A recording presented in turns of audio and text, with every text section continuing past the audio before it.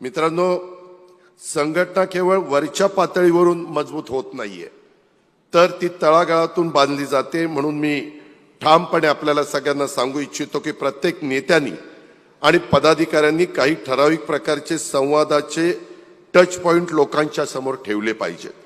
बूथस्तरीय संवाद, प्रभाग सभा, जनसंवाद शिबिर, राष्ट्रवादी परिवार मिलन, युवक टाउन हॉल, महिला बचत गट बैठक आणि उद्योग, त्याच्यामध्ये रोजगार सुविधाची शिबिरं, हे आपण वर्षभर शिस्तीनं त्या ठिकाणी केलं जाणार आहे.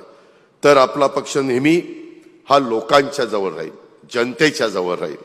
आणि कोणत्याही नागरिकाला असं वाटता कामा नये की राष्ट्रवादी काँग्रेस पक्षाचे कार्यकर्ते नेते हे फक्त निवडणुकीच्या वेळीच दिसतात, असं पण घडता कामा नये, असं पण होता कामा नये. आणि तुम्ही सर्वांना ठाऊक आहे की